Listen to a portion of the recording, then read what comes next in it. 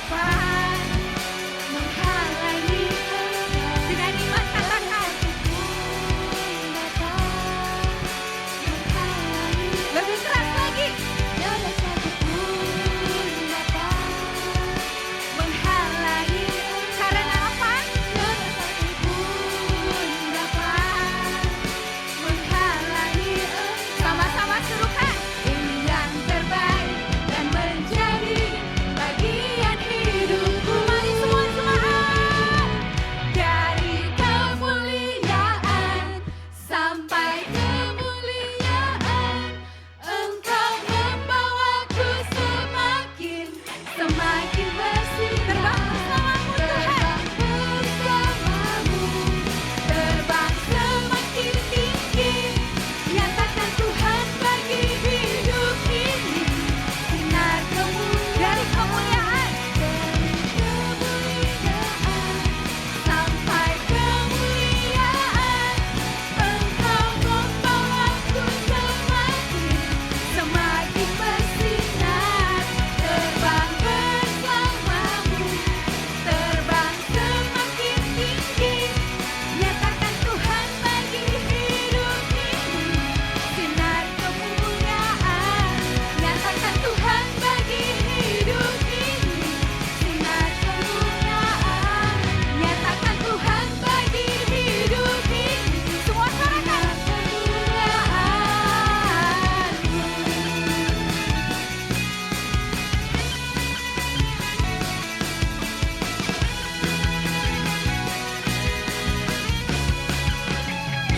haleluya. Mari kita tos saudara-saudari kita sebelah kiri dan kanan, katakan, sinar kemuliaan Tuhan menyertaimu. Sinar kemuliaan Tuhan menyertaimu. Haleluya.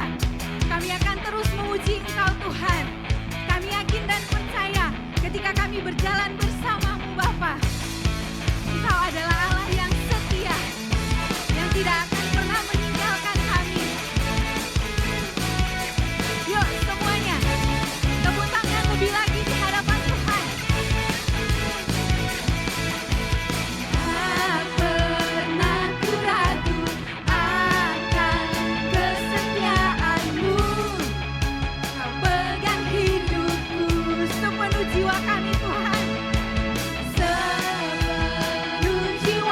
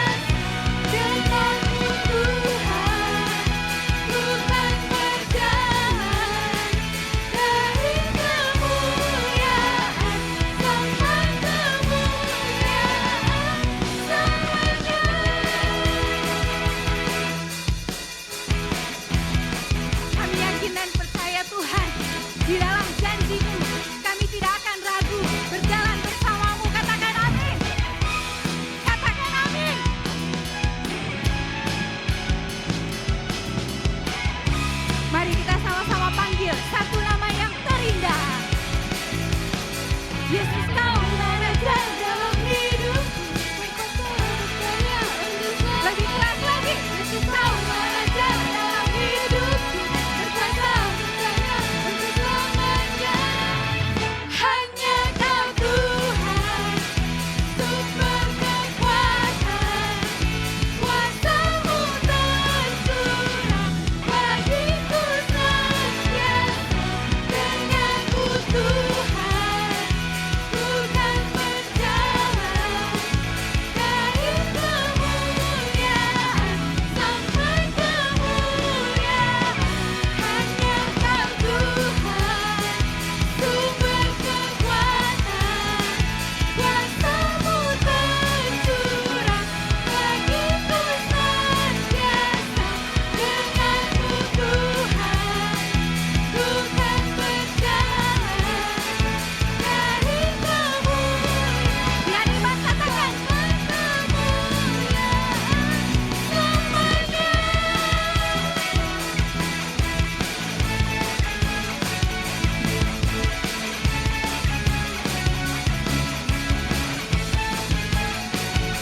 Kemuliaan untuk Tuhan dari sekarang sampai selama-lamanya. Haleluya.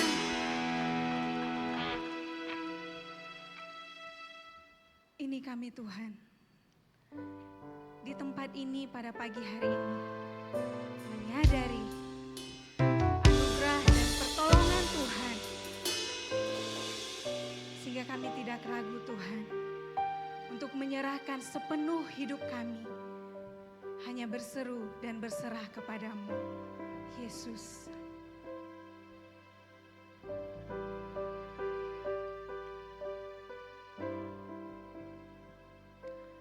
Kau Tuhan, penolong dalam hidupku.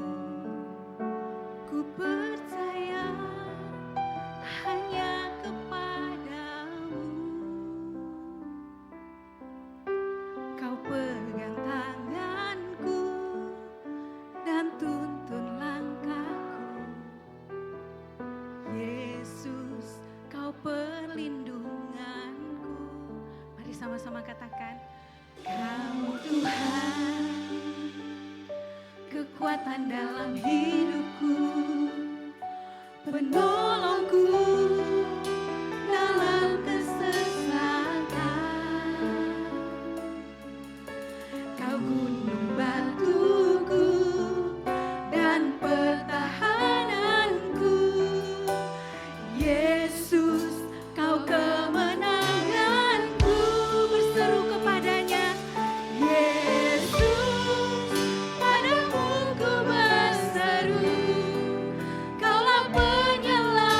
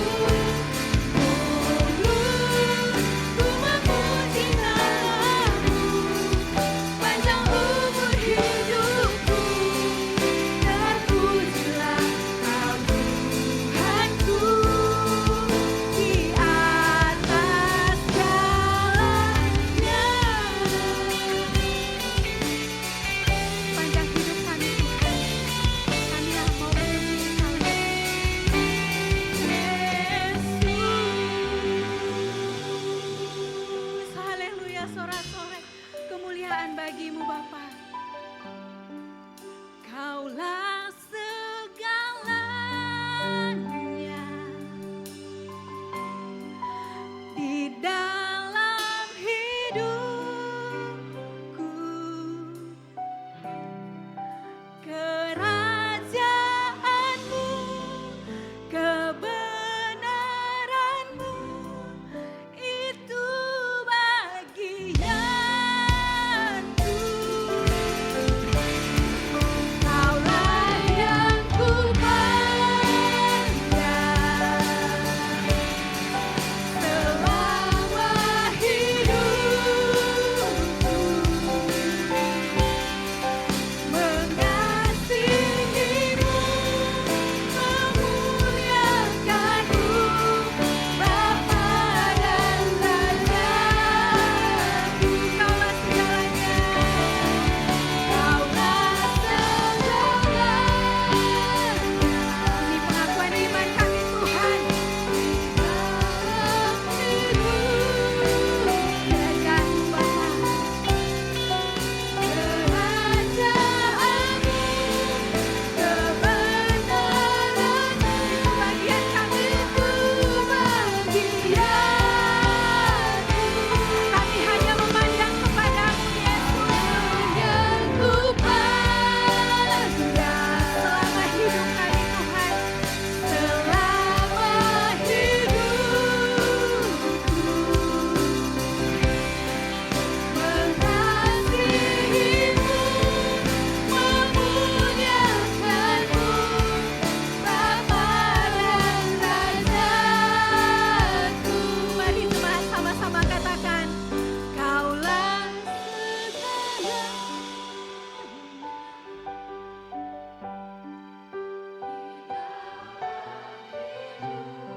Ini iman kami Tuhan. Ini pengakuan kami Tuhan.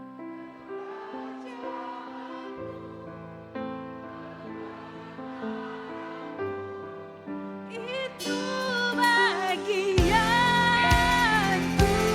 Kami memandang kepadamu. Kaulah yang ku pandang selama hidupku, mengasihimu,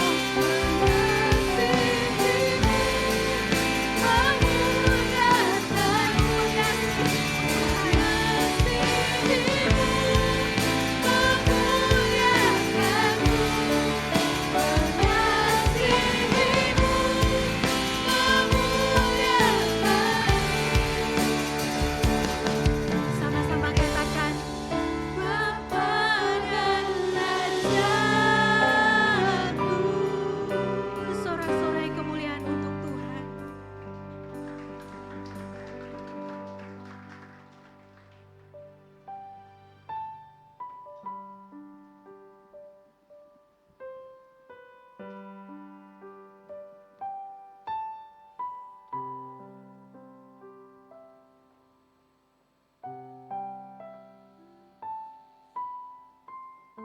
Mari kita bersatu dalam doa. Bapa, sungguh hati kami terasa sejuk, terasa senang ketika kami memuji-muji Engkau. Sungguh Engkaulah Allah yang akan berjalan bersama kami dari kemuliaan sampai kemuliaan. Kami bersyukur Tuhan kalau Engkau menganugerahkan di dalam hidup kami ini iman yang membawa kami mengaku bahwasanya Engkaulah segalanya. Kami tidak dapat berjalan sendiri tanpa Engkau Tuhan. Biarlah puji-pujian ini selalu ada di dalam hati dan pikiran kami. Bahkan ketika kami akan merenungkan kebenaran firman-Mu Tuhan, biarlah senantiasa Engkau yang memberkati kami, supaya kami boleh dikuatkan, diteguhkan untuk selalu memuji-muji Engkau seumur hidup kami. Dalam nama Tuhan Yesus kami berdoa bersyukur. Amin. Silakan duduk Bapak Ibu.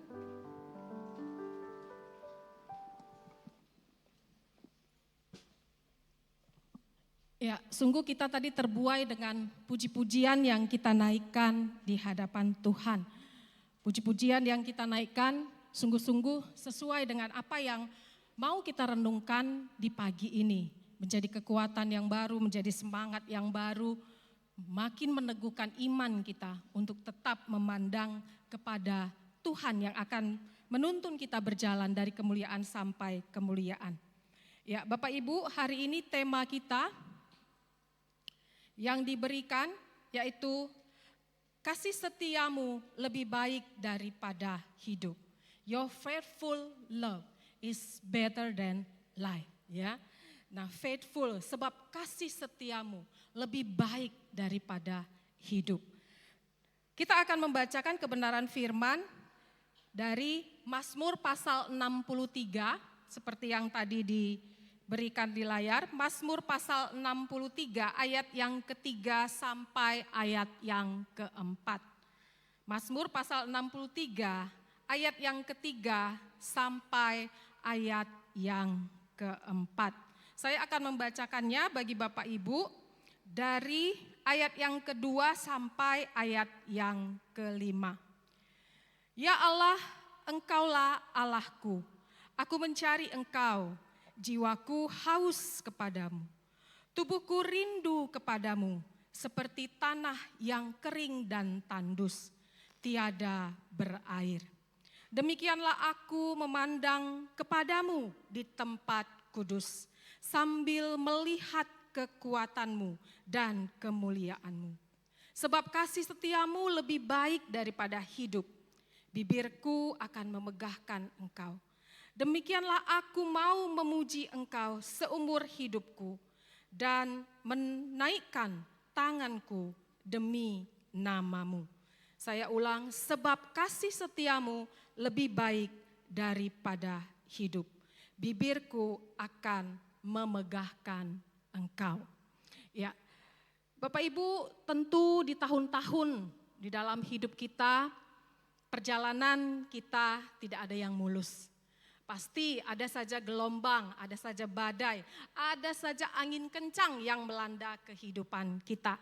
Siapapun itu kita, baik kita yang berprofesi, misalnya saya sekalipun sebagai seorang hamba Tuhan, atau kita sebagai jemaat awam, tak lepas dari yang namanya pergumulan hidup. Ada mungkin pergumulan yang ya ringan-ringan aja gitu, biasa-biasa aja. Enggak butuh waktu yang lama untuk menyelesaikannya. Tapi ada pergumulan yang mungkin sangat-sangat berat yang kita harus ya seperti naik gunung turun gunung untuk bisa lepas dari pergumulan yang sedang kita hadapi. Nah, namun ketika kita tahu bahwasanya Tuhan kita seperti lagu tadi berjalan bersama kita dari kemuliaan sampai kemuliaan. Kita akan terus melewati badai itu. Kita akan terus berjuang untuk bisa lepas dari tiupan angin yang kencang di dalam setiap perjalanan hidup kita. Tertekan rasanya? Iya. Takut rasanya? Iya. Khawatir rasanya? Berbagai macam perasaan negatif akan membawa kita semakin lesu menghadapi setiap persoalan hidup kita. Tetapi ketika kita berjalan bersama Tuhan, ada kekuatan yang baru. Nah, tentu tidak enak ketika kita harus mengalami pergumulan yang begitu berat, yang memakan waktu yang lama baru bisa selesai. Nah, saya ambil satu kisah film yang berjudul The Girl Who Escaped. Ya, seorang anak, ya ini dikisahkan seorang anak remaja. Anak remaja ini sekitar usia 15 tahun gitu ya. Nah, film ini sebenarnya diangkat dari kejadian nyata gitu ya. Film ini viral di TikTok, makanya saya lihat apanya itu ya, oh ini karena mungkin dari kisah nyata terus bercerita tentang seorang anak remaja gitu. Makanya mungkin film ini jadi viral gitu, ada part-partnya di situ bisa kita tonton. Nah, ternyata dalam tekanan itu memang sangat-sangat tidak enak. Di dalam film itu diceritakan ya, yang bernama si Cara Robinson, anak remaja yang usia 15 tahun ini sedang berada di rumah sahabatnya gitu ya. Nah, dia menginap di rumah sahabatnya. Nah, terus ketika sahabatnya ini sedang tidak bersama dia, jadi dia di luar lagi siram tanaman gitu. namanya suatu pergumulan ya, nggak tahu kapan waktunya, tiba-tiba datang seseorang ya yang menculik si Kara Robinson ini. Dan akhirnya dia tidak bisa minta tolong, di dalam satu perumahan itu dia tidak bisa minta tolong, berhasillah si Kara ini diculik dan ditaruh di apartemen sang penculik ini. Dan di dalam apartemen ini tentu saja Kara yang usianya 15 tahun itu dieksploitasi dengan kejahatan yang luar biasa. Dia diperkosa oleh si penculik.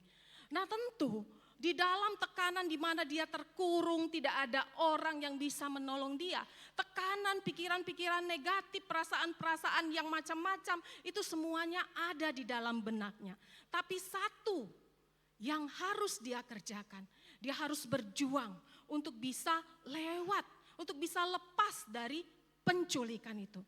Dan akhirnya ya setelah 18 jam dia diculik dan terpaksa harus mendekam di apartemen si penculik, dia baru bisa menemukan jalan keluar. Nah, saat si penculik sedang lengah, sedang tertidur lelap di sampingnya, si Kara mencari jalan untuk keluar dari apartemen itu.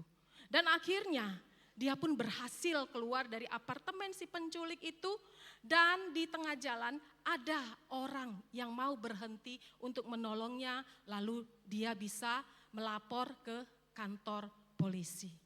Dan kita tahu ceritanya kalau nanti nonton, si Kara ini akhirnya dia bisa lepas dan si penculiknya itu bunuh diri. Nah Bapak Ibu, ketika kita merasa tertekan, ya macam-macam perasaannya.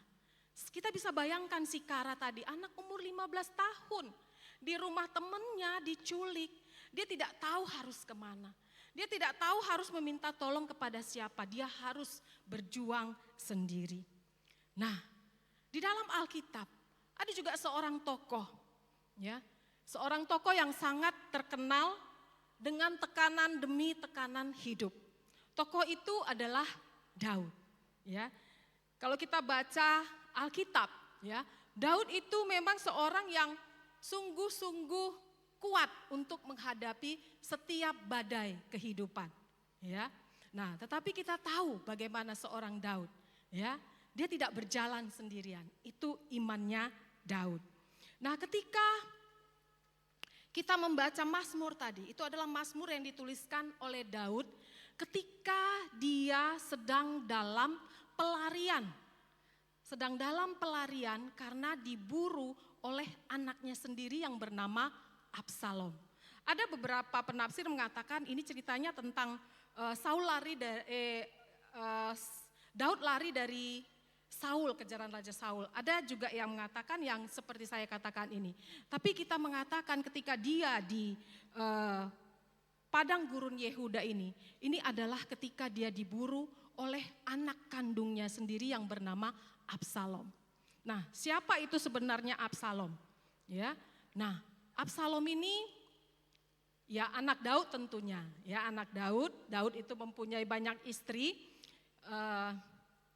Ceritanya kenapa dia bisa sampai sebegitu jahatnya itu tak lepas dari proses dosa Daud sebelumnya. Kita tahu ya Daud itu pernah berdosa terhadap Tuhan ketika dia mengambil Batseba sebagai istri dan membunuh Uria suaminya Batseba. Dan Tuhan sudah menubuatkan ya Daud, kamu tidak akan pernah lepas dari pedang. Keturunanmu ya, keturunanmu itu tidak akan pernah lepas dari pedang. Tuhan akan membalaskan 4 kali lipat.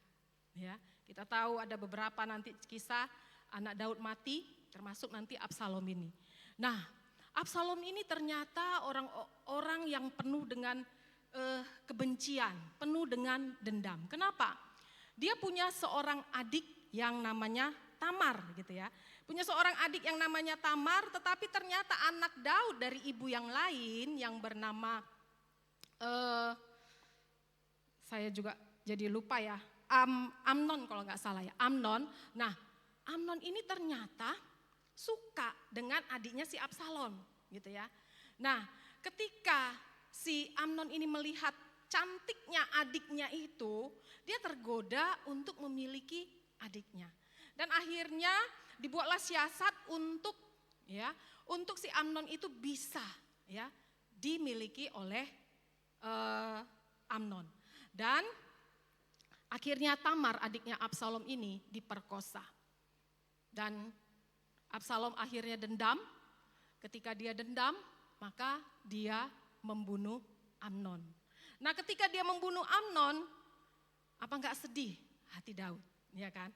Dan dia harus melarikan diri, dia pergi ke tempat mertuanya di Gesur.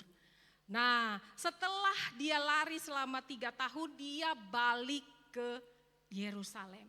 Ya, dia balik ke Yerusalem. Nah, di Yerusalem dia enggak tinggal di istananya Daud, tetapi dia tinggal di rumah yang lain, gitu ya. Tinggal di rumah yang lain. Nah, ternyata ketika dia tinggal di rumah yang lain ini, Daud di situ kan bertahta sebagai raja. Yang namanya raja di zaman dulu itu dia bertindak sebagai hakim. Jadi rakyat apapun perkara yang sedang mereka hadapi, mereka akan datang kepada raja. Tapi ternyata Absalom ini memiliki daya tarik tertentu di umat bangsa Israel. Nah, ketika bangsa Israel itu hendak datang ke kerajaan Daud di Yerusalem, dia terlebih dahulu langsung memberikan salam kepada umat Israel yang mau datang menunjukkan perkara itu kepada Raja Daud. Jadi dia dengan rendah hatinya, dia menarik hati umat Israel. Ketika umat Israel itu datang mau ketemu Raja Daud, dia langsung memberi salam, kemudian bahkan dia mencium orang yang akan melapor kepada raja tentang perkaranya ini. Nah, dari situ mulailah dia mengatakan, aduh perkaramu ini begini-begini sudah bisa diselesaikan. Nah, mulai dari situ, mulailah rakyat merasakan, oh enak juga ya sama Absalom ini. Ya udahlah, nggak usahlah ke Daud. Toh Absalom ini masih muda dan dia sangat baik gitu. Nah, berbeda dengan Daud. Daud itu kan pengalamannya adalah pengalaman perang gitu ya. Mungkin menarik daya hati umat itu tidak terlalu sebagus si Absalom yang bisa begitu ramahnya menyambut orang yang datang gitu.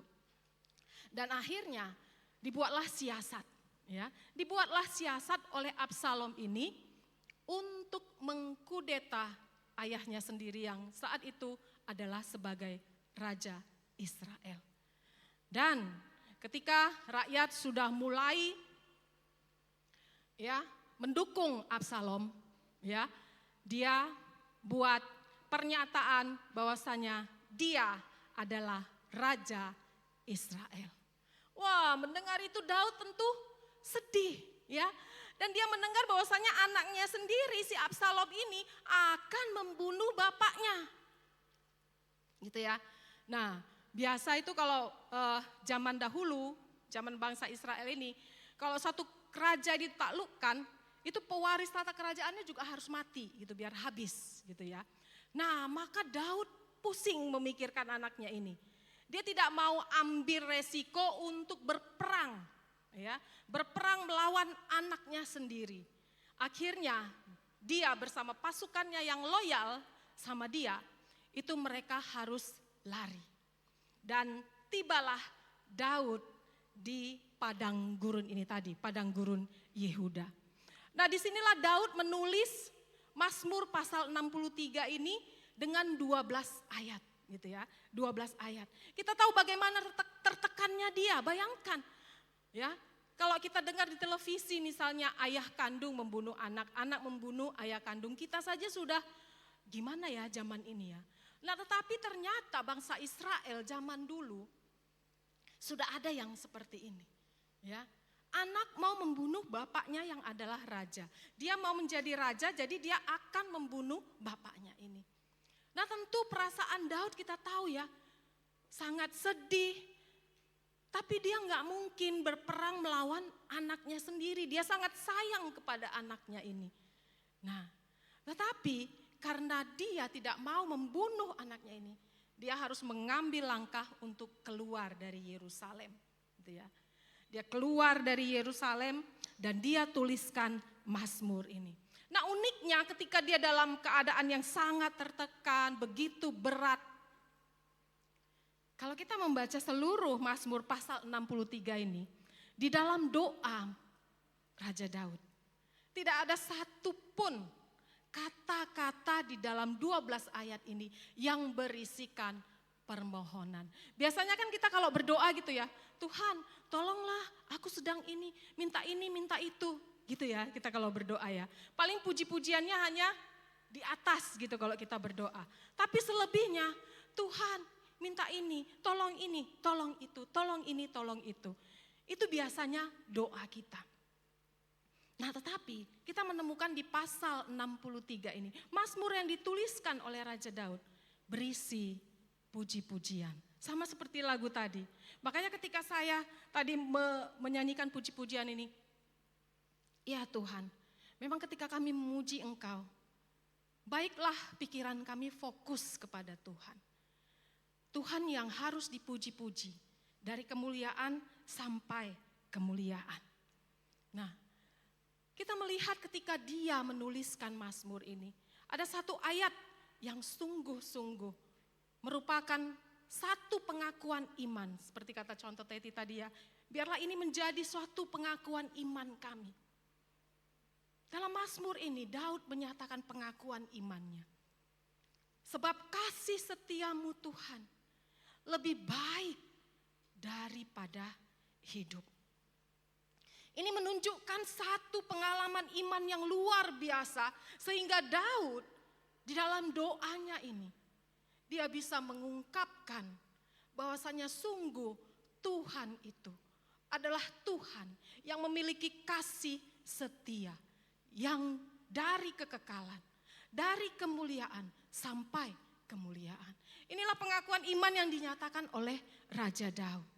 Nah, jadi apa maksudnya pengakuan iman yang berkata, sebab kasih setiamu itu lebih baik daripada hidup.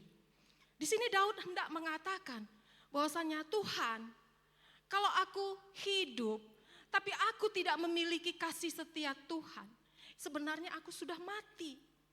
Jadi aku tidak akan mau hidup kalau aku tidak memiliki kasih setia Tuhan.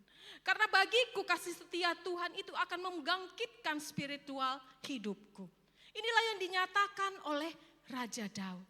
Bagi Raja Daud, kesenangan dunia, harta kekayaan, teman-teman, hobinya, kehormatan, itu semua sifatnya sementara. Tetapi ketika dia boleh memiliki kasih setia Tuhan di dalam hidupnya, itu merupakan satu kekekalan. Itulah yang dipegang oleh Raja Daud. Sehingga dia menyatakan, sebab kasih setiamu itu lebih baik daripada hidup.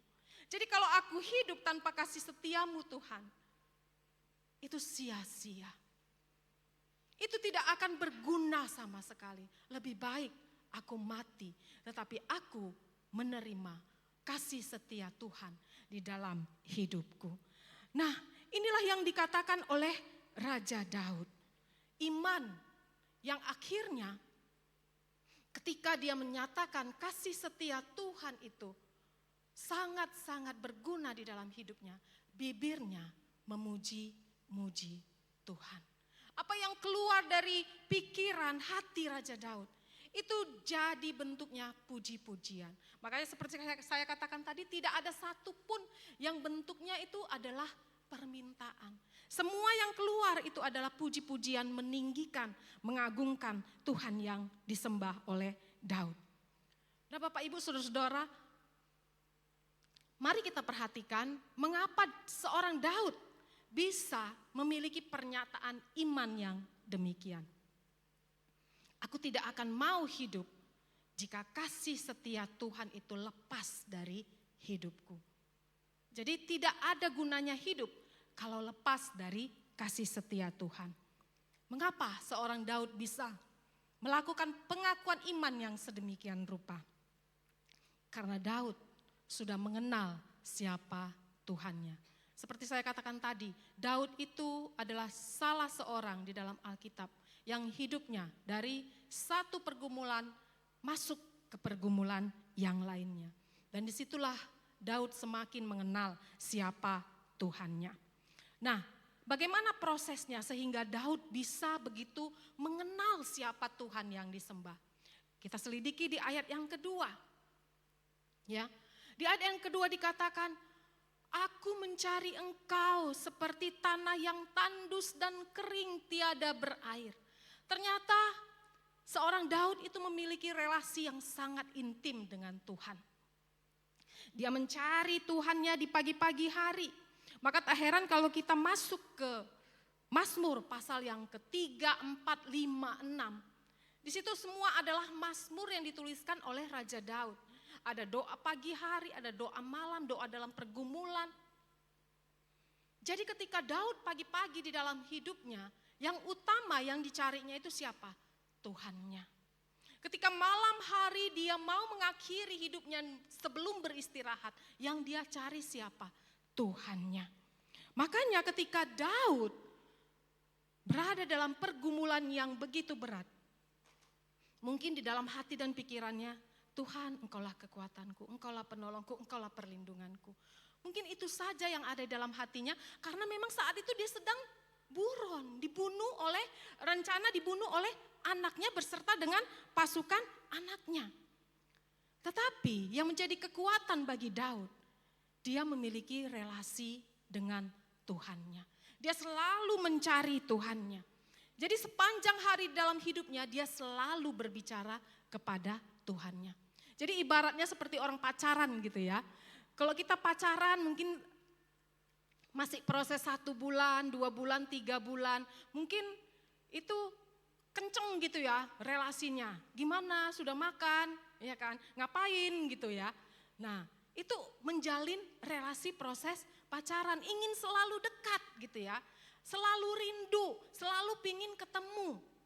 Nah ketika proses pacaran ini sudah semakin mantap, ya kan, tahu semua kekurangan, kelemahan pasangan masing-masing, maka dua insan ini melangkah ke dalam pernikahan. Nah, lebih intim lagi relasinya. Nah, begitulah relasi Daud dengan Tuhannya. Dia selalu mencari Tuhannya di setiap waktu di dalam hidupnya. Dia punya kerinduan. Jadi ketika seseorang yang sudah rindu kepada Tuhan, seseorang yang sudah biasa berelasi dengan Tuhan, ketika bangun pagi, yang dicari siapa? Tuhan. Nah, saya juga ini terkoreksi ketika mempersiapkan khotbah ini. Ya, kami kadang suami istri ya, hidup suami istri itu, kadang saya duluan bangun, kadang suami saya yang duluan bangun. Jadi saya sungkan untuk membangunkan, terakhir saya memang pikiran saya tertuju kepada Tuhan, Tuhan terima kasih gitu ya. Tapi saya langsung bangun. Nanti ya kadang kami bisa lalai, kami tidak berdoa sama di pagi hari. Makanya ketika saya duluan bangun atau suami saya duluan bangun, saya selalu mengingatkan. Ketika kami sudah beraktivitas masing-masing, ayo kita ke kamar berdoa. Nah umat Tuhan harus berelasi dengan Tuhan. Pagi-pagi yang dijumpain siapa? Tuhan, jangan langsung pegang handphone gitu aja. Kalau kita pagi-pagi biasa langsung cari handphone. Biasa handphone bahkan langsung di tempat tidur gitu ya. Tertidur bersama dengan kita gitu ya. Nah, tetapi kita diingatkan melalui Daud. Apa yang sudah dilakukan oleh Daud. Pagi-pagi hari ya dia mencari Tuhannya. Dan ketika dia akan mengakhiri hidupnya di hari itu dengan istirahat. Yang dia cari itu adalah Tuhannya. Jadi kita tidak perlu gelar akademis gitu ya untuk dekat dengan Tuhan. Ya, kita tahu ya kalau kita misalnya mungkin mempunyai gelar akademis tertentu, maka teman-teman kita adalah orang-orang yang tidak jauh beda dengan kita. Jadi kalau kita misalnya orang-orang yang biasa, mungkin teman-teman kita adalah orang-orang yang biasa gitu. Nah kalau kita mau dekat dengan Tuhan, Tuhan gak lihat gelar kita. Tuhan gak lihat apa yang kita miliki. Yang Tuhan lihat adalah hati yang mau mencari Tuhan. Ketika Daud mencari Tuhan, maka dia semakin mengenal siapa Tuhannya yang dia sembah. Ya, jadi tadi saya katakan, apapun profesi kita, utamakan Tuhan. Jadikan Tuhan itu sebagai prioritas. Ya, kalau kami dulu, jadi saya mengingat kehidupan di asrama, dulu sudah terkondisi. Pagi bangun, ya, itu bukan langsung saat teduh, tapi kerja bakti dulu jam 5 gitu ya. Kerja bakti dulu jam 5, baru habis itu masing-masing mandi. Baru habis itu masing-masing saat teduh sendiri gitu ya. Baru habis itu makan, baru sudah makan chapel bersama gitu. Baru kuliah gitu, sampai jam berapa ya. Ada yang sampai sore gitu ya. Nanti ada jam tidur siangnya. Nanti malam jam 8 harus sudah keluar dari asrama di perpustakaan atau di ruangan yang khusus untuk belajar gitu. Jadi sudah terkondisi semuanya. Jadi mau tak mau relasi sama Tuhan itu dekat gitu ya. Karena sudah terkondisikan. Nah tapi kalau kita yang sibuk nih, apalagi Bapak Ibu yang para pengusaha, mungkin harus sampai malam gitu baru pulang ke rumah. Yang paling penting, apapun yang kita kerjakan, hati kita tetap memuji-muji Tuhan. Tetap bersyukur kepada Tuhan. Jadi enggak harus kita ngomong bla bla bla bla gitu. Tapi di dalam hati kita ini Tuhan lihat. Jadi ketika kita mungkin melayani customer, ya, melalui yang kita ucapkan, melalui bahasa tubuh kita, itu Tuhan melihat apakah kita seseorang yang sungguh-sungguh kenal Tuhan atau tidak. Jadi kalau kita mendengar orang yang ucapannya, kata-katanya, yang kata-kata yang kotor, kita bisa simpulkan, oh berarti orang ini pikirannya hanya ya itu. Berarti pikirannya tidak dikuasai oleh Tuhan, karena dia tidak dekat dengan Tuhan, karena dia tidak mencari Tuhan. Nah Bapak Ibu, sangat penting bagi kita untuk menjalin relasi yang baik dengan Tuhan. Nah yang kedua, bagaimana Daud bisa mengenal siapa Tuhan yang disembahnya. Daud itu adalah orang yang fokus kepada Tuhan. Jadi dia pusatkan hati dan pikirannya itu kepada Tuhan. Nah apa yang dituliskan di dalam ayat yang kedua, ya ayat yang kedua. Aku memandang kepadamu di tempat kudus sambil melihat kekuatanmu dan kemuliaanmu. Nah, jadi di sini Daud ketika dia terancam untuk dibunuh, pusat pikirannya, pusat hatinya bukan ketakutannya karena dia mau dibunuh anak kandungnya sendiri, bukan. Tetapi dia memusatkan hati dan pikirannya itu kepada Tuhan yang punya kekuatan, yang punya kemuliaan. Segala sesuatu, kalau di Roma 11 ayat 36 itu dikatakan, segala sesuatu adalah dari dia, oleh dia, dan kepada dia. Bagi dialah kemuliaan sampai selama-lamanya gitu ya. Nah, jadi fokus dari hati, dari pikiran seorang Daud itu adalah Tuhannya, bukan kepada masalahnya. Makanya Daud itu semakin kenal siapa Tuhannya ketika dia bergumul melewati satu pergumulan demi pergumulan.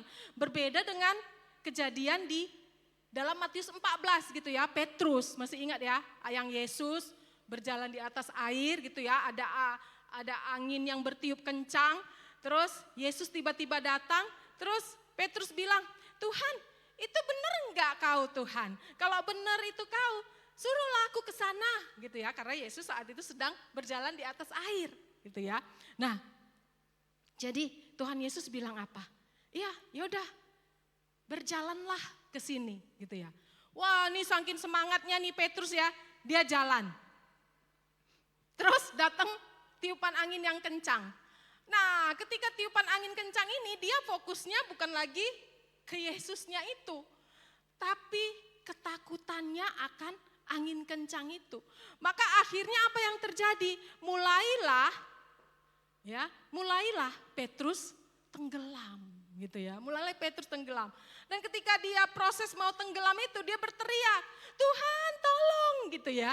Tuhan tolong. Nah, ini kelihatan gitu ya. Berbeda dengan seorang Daud ya. Sekalipun mungkin dalam Mazmur-Mazmur sebelumnya, kalau di pasal 3 itu yang memang dia dengan Absalom ya. Mazmur-mazmurnya itu ada doa permohonan. Nah tapi yang 63 ini sangat unik. Tidak ada permohonan. Dia begitu luar biasa imannya. Sangat teguh imannya memuji-muji Tuhannya. Nah, jadi ketika kita sedang mengalami pergumulan, jangan fokus ke masalahnya. Tuhan kita itu lebih besar dari apapun. Roh ada yang di dalam kamu itu lebih besar dari apapun yang ada di dalam dunia ini. Jadi sebenarnya kalau iman Petrus saat itu tertuju kepada Tuhan, mungkin dia akan sampai gitu ya sama Tuhan Yesus berjalan di atas air. Tetapi karena dirusak ya hati dan pikirannya terdistrak oleh tiupan angin yang kencang, sehingga dia tidak lagi fokus kepada Yesus, dia mulai tenggelam. Nah begitulah hidup kita. Kalau hidup kita yang sudah beban berat ini kita fokusnya kepada masalah, takut, khawatir, kita dikuasai, hidup kita makin tenggelam, makin terpuruk, makin kacau. Tetapi kalau fokus kita kepada Tuhan, hati dan pikiran kita kepada Tuhan, oh jadi kuat. Ya, kita menerima kekuatan yang baru, kita menerima semangat yang baru. Ya, kalau di mazmur-mazmur yang lain seperti Raja Wali katanya gitu ya. Raja Wali itu kalau ada badai, makin senang dia menari-nari gitu ya. Dan itu membuat dia semakin tinggi ya dengan kepakan sayapnya. Nah, kita pun orang percaya akan seperti itu. Di tengah badai pergumulan, disitulah kita memusatkan pikiran kita kepada Tuhan yang kita sembah. Nah, selanjutnya mengapa Daud bisa begitu mengenal siapa Tuhannya? Daud itu sangat-sangat percaya siapa Tuhan yang disembahnya. Ketika dia bergumul, dia percaya bahwasannya Tuhan itu adalah Tuhan yang Almighty, ya, yang berkuasa di atas segala-galanya. Dia yang punya kemuliaan dari segala-galanya. Nah, dengan iman yang seperti inilah, maka seorang Daud itu bisa melewati persoalan hidupnya dengan kemenangan. Karena dia percaya kalau Tuhannya itu sungguh-sungguh berdaulat atas segala sesuatu. Tuhan itu Tuhan yang bisa mengendalikan apapun karena semua ini adalah di bawah kendalinya Tuhan. Nah, Bapak Ibu, saudara-saudara yang terkasih di dalam Kristus, tentu kita memiliki berbagai persoalan di tahun 2023 ini. Ada yang berat atau ada mungkin yang ringan. Mungkin kita pernah dijahatin orang, difitnah orang. Mungkin kita begitu sulit untuk mencari pasar bagi usaha kita, sulit untuk mencari pekerjaan. Bahkan mungkin kita memiliki seseorang yang terus kita doakan untuk berubah tapi tidak berubah-berubah dan itu menjadi beban pikiran kita. Bapak Ibu yang terkasih di dalam Kristus, hari ini Tuhan mengajak kita, pandanglah Tuhan. Pandanglah Tuhan di tempat kudusnya. Di tempat kudus berarti di tahta surga.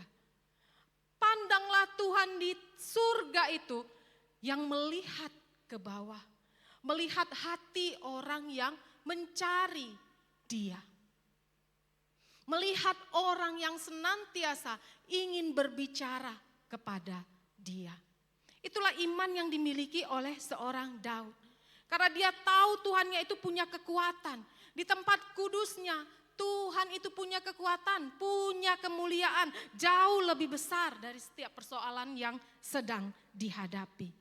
Untuk itu jangan sampai kita seperti Petrus yang tertuju hati dan pikirannya kepada persoalan yang sedang dihadapi. Nah, mungkin sulit ya bagi kita untuk mempraktekkan bagaimana hidup yang percaya itu. Di dalam Alkitab tidak dikatakan berapa lama Daud itu lari dari Absalom. Nah, Bapak Ibu, ketika persoalan hidup melanda, kita tidak tahu berapa lama Tuhan akan bekerja untuk kita bisa menang di dalam pergumulan hidup kita. Tetapi yang mau kita renungkan hari ini, ketika persoalan hidup melanda kehidupan kita, Tuhan pasti punya tujuan. Apapun yang Tuhan izinkan terjadi, itu Tuhan punya rencana yang indah. Tapi bagi orang yang mengasihi Tuhan, itu Roma 8:28. Ya. Jadi kalau kita tidak mengasihi Tuhan, ya tidak terjadi rancangan Tuhan di balik persoalan hidup itu. Nah, jadi kuncinya bagi kita yang percaya kepada Tuhan, percayalah akan kuasanya, percayalah akan kekuatannya, percayalah akan kemuliaannya. Justru di tengah persoalan hidup itu, di tengah pergumulan hidup itu, disitulah Tuhan memproses kita. Tuhan sedang memproses kita untuk naik kelas, gitu ya. Naik kelas, semakin teguh imannya. Ya. Daud, kita tidak tahu ya, pergumulannya itu begitu berat. Ya. Ketika dia sudah diurapi oleh Samuel untuk menjadi raja, itu dia nggak langsung duduk di atas tahta loh. Di atas tahta menggantikan Raja Saul, enggak. Dia juga diburu oleh Raja Saul. 7 tahun dulu dia bertata di Hebron. Baru sesudah itu dia naik ya menjadi penguasa Raja Israel selama 33 tahun. Begitu berat. Tetapi ketika dia memandang Tuhan di tempat kudusnya, sambil melihat kekuatannya, sambil melihat kemuliaannya, Daud naik level imannya. Bapak Ibu, saya juga jadi ingat bagaimana Tuhan memproses saya. 15 tahun, bukan waktu yang singkat bagi saya untuk bergumul, ya, untuk bisa bersatu kembali dengan suami saya 15 tahun. Mungkin bagi beberapa orang, mereka mungkin sudah menyerah, tapi saya tetap pegang firman Tuhan itu. Sambil saya menaati apa kata firman Tuhan itu. Makanya di situ saya melihat, Tuhan sungguh melihat hati saya. Saya dulu itu berbohong. Di situ saya berbohong. Kalau saya ditanya orang yang tidak saya kenal, sudah menikah, saya bilang belum. Tapi di dalam hati saya tidak akan mau menikah. Saya sudah minta sama Tuhan, Tuhan kembalikan saya. Hanya kematian yang menceraikan kami. Itu yang saya selalu pegang. Nah Bapak Ibu, ketika kita mau menaati firman Tuhan sambil kita menunggu waktunya Tuhan, Tuhan itu memproses kita. Kita masih bisa berdosa, iya. Tetapi di dalam keberdosaan itu, Tuhan meminta kita bertobat. Dan Tuhan selanjutnya akan memproses kita. Dan tepat pada waktunya, Tuhan bekerja, membawa kita keluar dari persoalan hidup kita. Saya tidak tahu apa yang Bapak Ibu alami selama tahun 2023 ini. Tentu banyak persoalan yang sudah kita lewati karena hari ini adalah hari terakhir ya di tahun 2023. Tetapi apakah kita sudah merenungkan ketika kita bisa melewati persoalan hidup itu? Apakah kita melewatinya berjalan bersama Tuhan? Atau mengandalkan kekuatan kita sendiri? Kalau kita mengandalkan kekuatan sendiri, kita akan menjadi orang yang sombong. Kalau kita merasa kita bisa lewat pergumulan di tahun 2023 atau tahun-tahun sebelumnya karena kekuatan kita sendiri, kemampuan kita sendiri, ya. Karena aku punya ini, karena aku punya itu, kita akan menjadi orang yang sombong dan kita akan melupakan Tuhan. Kita akan berstatus ateis praktis. Tetapi ketika kita merenungkan perjalanan hidup kita di waktu yang lalu. Oh Tuhan, sungguh Engkau Allah yang layak dipuji. Karena kekuatan-Mu lah, karena kuasa-Mu lah, karena keajaiban-Mu lah, maka aku bisa lewat dari pergumulan yang begitu berat. Di situ bibir kita akan memuliakan Tuhan, memuji-muji Tuhan. Bukan lagi meminta A, B, dan C. Jadi ketika pergumulan begitu berat, Daud itu bukan minta A, B, C. Tapi dia memuji-muji Tuhan karena dia mengingat bagaimana kasih setia Tuhan itu terus berjalan mengiringi langkah perjalanan hidupnya. Nah, bagi kita pun saat ini Bapak Ibu, kita akan memasuki tahun 2024. Ada baiknya pengalaman-pengalaman iman di masa yang lalu hidup kita itu membuat bibir kita mengucapkan puji-pujian kepada Tuhan kita. Dikatakan di sini, bibirku akan memegahkan Engkau. Demikianlah aku mau memuji Engkau seumur hidupku. Seumur hidup Bapak Ibu. Jadi bukan pas di saat kita senang baru kita memuji Tuhan. Tapi ketika bergumul, ya udahlah Tuhan, aku sedang lesu. Aku gak maulah memuji-muji Engkau karena toh ini kayak gini Tuhan buat sama aku. Hidupku kayak gini, aku tertekan, aku khawatir, aku takut. Tetapi ketika kita bisa merenungkan Tuhan saat kita bergumul dan memandang Tuhan itu di tempat kudusnya yang memiliki kekuatan, yang memiliki kemuliaan, maka yang keluar dari bibir kita itu adalah puji-pujian seumur hidup kita. Untuk itu mari kita langkahkan kaki kita ke tahun 2024 ini dengan satu pengakuan iman. Seperti yang dikatakan oleh Daud, kasih setia Tuhan itu lebih baik daripada hidup. Mari kita melangkahkan kaki kita ke tahun 2024 ini dengan tetap memandang kepada Tuhan di tempat kudusnya. Sambil melihat kekuatannya, sambil melihat kemuliaannya. Mari dengan bibir kita ucapkan puji-pujian. Puji-pujian banyak sekarang di YouTube. Saya dulu ingat jadi ya, kalau saya lagi tertekan, saya itu sendiri di meja putar YouTube sambil naikkan tangan gitu memuji-muji Tuhan dengan pujian. Nanti sambil mengalir air mata.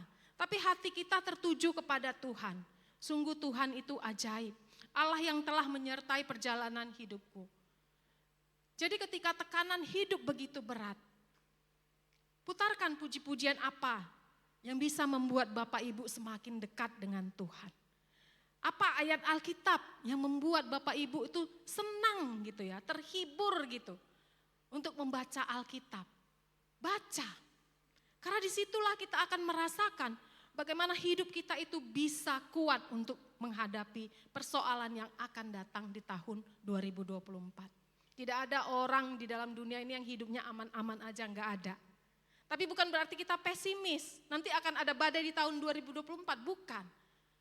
Tapi pandangan kita adalah kepada Tuhan, bukan kepada masalah yang sedang kita hadapi. Untuk itu jalinlah relasi yang semakin dekat dengan Tuhan. Carilah Tuhan itu sepanjang waktu dalam hidup kita. Apa yang bisa kita lihat, langsung kita ucap syukur, langsung kita buat doa kita di dalam hati. Disitulah Tuhan akan melihat hati kita. Amin, mari kita berdoa. Bapa di surga, kami bersyukur, berterima kasih ya Bapa. Engkau Bapa yang baik, yang telah memberkati kami Tuhan memasuki hari terakhir di tahun 2023 ini. Bahkan ketika kami boleh beribadah di hari Minggu ini, Minggu yang terakhir di tahun 2023, kami boleh merenungkan bagaimana penyertaan Tuhan itu sungguh luar biasa. Tuhan tolonglah setiap kami, untuk kami boleh mengingat pengalaman-pengalaman iman kami di masa lalu hidup kami. Sehingga kami boleh melangkahkan kaki kami di tahun 2024 ini dengan tetap memandang Tuhan di tempat kudus-Mu ya Tuhan. Sambil melihat kekuatan Tuhan, sambil melihat kemuliaan Tuhan. Tuhan, ketika hati kami melihat bagaimana Tuhan bekerja, menolong kami melewati setiap persoalan hidup kami di belakang, maka bibir kami akan mengucapkan puji-pujian. Seumur hidup kami Tuhan, kami akan memuji-muji Engkau. Karena sungguh Engkau Allah yang dahsyat, Allah yang ajaib di dalam setiap perkara yang telah kami lewati. Biarlah ya Tuhan, ketika kami boleh mendengar kebenaran firman Tuhan hari ini, semakin semangat kami Tuhan untuk mencari Engkau. Semakin semangat kami Tuhan bersuka cita untuk melihat bagaimana Tuhan akan membimbing, menuntun kami ke air yang tenang, ke rumput yang hijau di tahun 2024 ini. Terima kasih ya Tuhan untuk pertolongan Tuhan yang membawa kami bisa melewati tahun 2023 ini. Biarlah Tuhan dengan iman yang teguh, kami akan melangkahkan kaki kami di tahun 2024 dengan satu pengakuan iman. Kasih setia Tuhan itu lebih baik daripada hidup. Terima kasih ya Bapa. Inilah doa kami, syukur kami yang kami naikkan hanya di dalam Yesus Tuhan kami. Amin. Ya, Bapak Ibu. Sungguh firman Tuhan yang menyegarkan setiap kita, yang mengingatkan kita tentang Daud, yang ketika dia dalam kesesakan, di dalam pelarian, di dalam pergumulan, dia memandang kepada Tuhan.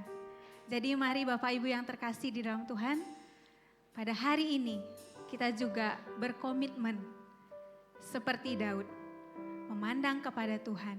Allah yang setia sudah menyertai Daud, dan Allah yang sama juga menyertai setiap kita. Amin. Mari kita mengangkat pujian sebagai komitmen kita kepada Tuhan. Kita katakan, mulutku akan terus memuji Engkau Tuhan.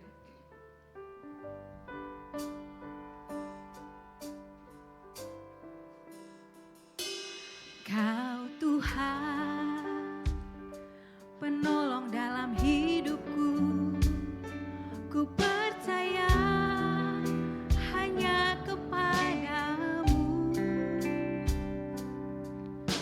Kau pegang tanganku dan tuntun langkahku. Yesus, Kau perlindunganku. Kau Tuhan, kekuatan dalam hidupku, penolong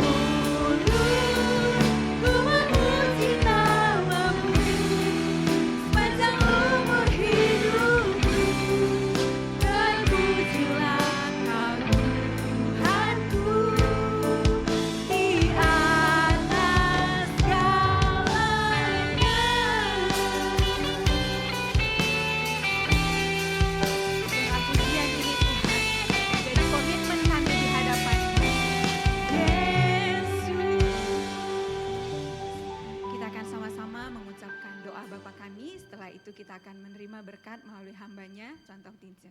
Kita sama-sama berdoa, doa yang diajarkan Tuhan Yesus kepada kita. Bapa kami yang di sorga, dikuduskanlah namamu, datanglah kerajaanmu, jadilah kehendak-Mu di bumi seperti di sorga. Berikanlah kami pada hari ini makanan kami yang secukupnya, dan ampunilah kami akan kesalahan kami, seperti kami juga mengampuni orang yang bersalah kepada kami. Dan janganlah membawa kami ke dalam pencobaan, tapi lepaskanlah kami daripada yang jahat. Karena Engkau-lah yang punya kerajaan dan kuasa dan kemuliaan sampai selama-lamanya. Amin.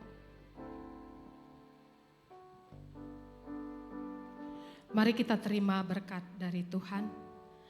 Tuhan memberkati kita dan melindungi kita. Tuhan menyertai perjalanan hidup kita. Tuhan akan menghadapkan wajahnya kepada kita dan memberikan damai sejahtera dan sukacita dari hari ini sampai selama-lamanya. Amin.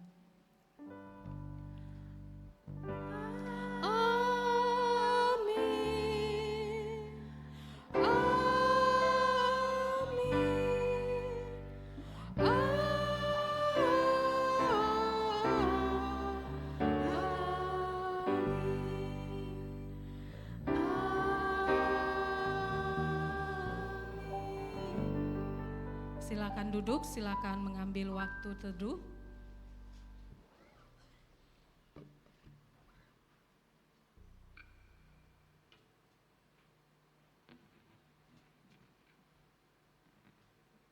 Amin.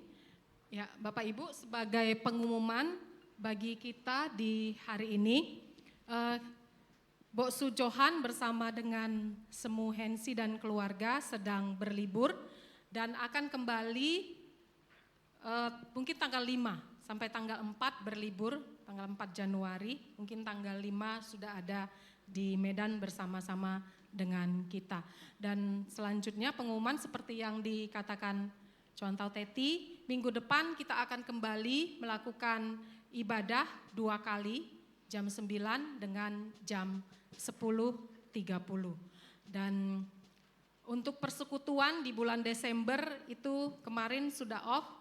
Nah, mungkin nanti beberapa persekutuan akan kembali lagi, mungkin bulan 1 atau mungkin bulan 2, nanti akan diinfokan oleh masing-masing ketua dari persekutuan yang ada di gereja kita.